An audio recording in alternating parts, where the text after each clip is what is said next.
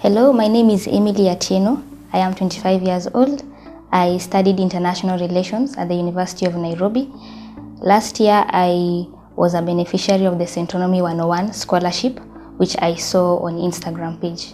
My first encounter with Centonomy was when I was watching the television and you had this session, and that is where I was able to learn about the free trial classes. And all along I had a passion about personal financial management. I really wanted to learn how to manage my finances.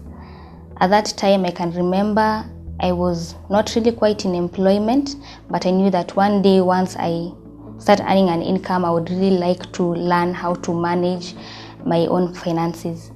Before Centonomy, I always had this passion in me to learn about finances, and in today's world, women are usually told that you need a male figure to provide for you and to be able to manage your finances. But I began looking at myself at that stage, and I came to realize that with or without a male figure, I can actually make money, I can invest, and I can be able to save. So before Centonomy, the time when I used to do the free trial classes, I remember I took a few financial literacy books. Among the books I read was Making Sense by Washeke and Wati, and that propelled me to sign up for the Centonomy 101 program. I can remember before I did the program, I did not know much about budgeting. I didn't know much about saving and investing. I didn't know that there are actually different avenues of saving and investing. Before then, I just knew you could save in a bank. But of course, my story changed once I did the Centonomy 101 program. Another thing I didn't know was the importance of having an emergency fund. After the program, I actually realized that emergencies just crop up and it's important to save and be prepared for them. So when I saw the scholarship application on Centonomy 101 the Instagram page, I applied, and I was thrilled when they told me that I got a scholarship. I was so eager to learn because I knew that Centonomy 101 would equip me with the tools I need to be able to be a better person or a better steward of my finances. The topics that really stood out for me, number one was time value of money. When we learned about inflation, we are being taught how in the next 10 years, this is how the situation will be. Back then our parents everything used to be very cheap back then. You could afford things easily. But now when we are being shown the time value of money, we are shown that in the next 10 years, this is what maybe a loaf of bread will cost. And you see now, in the next 10 years, the amount you make should actually be more so that you can be able to afford some of these things. Yes, that is what I learned. That is what actually stood out for me. And it taught me that right now I should actually be having a second source of income to be able to be able to live the life that I want to live in the next 10 years. So another module that stood out for me was the one on personal financial management, on budgeting. Before Centonomy 101, I didn't know how to budget. But during the program, I learned that a budget is just a plan on how to spend your money. It is just like telling your money where to go. So through budgeting, I learned to identify my needs and my wants. I learned how to prioritize and to actually budget for the right thing so that I'm able to survive for the rest of the month without going into debt. Through Centonomy, I learned that we don't borrow money rather for luxuries, but you can only borrow if you want to, let's say, start a business, something that will actually help you make a profit so that you're able to pay this debt.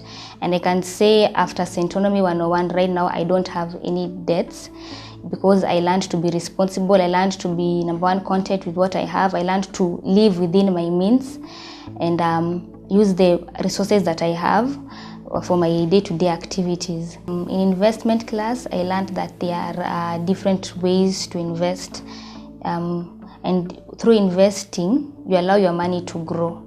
So not unlike if you keep your money, let's say, somewhere, maybe in a bank account where it will just stay idle and maybe it will even be deducted. So at the end of the year, you might even have less. But once you learn to invest, there's something called compounded interest. your money just grows from time to time. So when it comes to investing your money, it is actually a really good way to beat inflation. That shows that most probably then if you choose a way to invest, which will give you a certain percentage at the end of every year, it guarantees you that in the next 10 years, you will be able to live and afford the life that you want. Number one, I stick to a budget. So before I go shopping, I usually write down a list of the items I need and the price. I usually keep the receipts of the last shopping I had. So I keep the receipt, and when I'm going to the supermarket, I write down everything I need together with the price. Yes, so whenever I'm able to see something at a cheaper price, I go for that one, and that has helped me to actually save more money. The other thing that I've implemented is I've been able to open a money market fund for my investments. Yes, that is where I invest my money, and I've seen it grow slowly by slowly. Yes, another thing I've been able to do is clear my debt. I had small debt of, I don't know, I borrowed airtime somewhere. Now I can say for sure I've paid everything. And one thing I've also implemented is I avoid borrowing at all costs, because as I said earlier, in Centonomy we are taught that we do not borrow for luxury. So I've come to learn that if I'm not using it as an investment or in a business somewhere, I just avoid doing that. And that is what I have learned so far, and I'm looking forward to actually implementing most of the things that I've learned in the near future.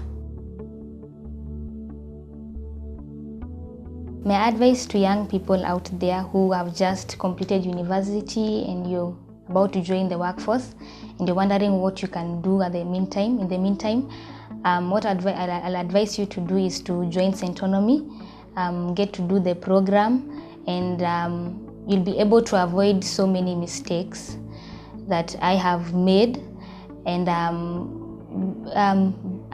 having knowledge on personal finance does not necessarily mean that you will be restrained, you won't be able to enjoy yourself. No, you can still have some time to enjoy yourself. But one thing I'll advise you is also, as you learn to live within your means, also enjoy yourself within your means.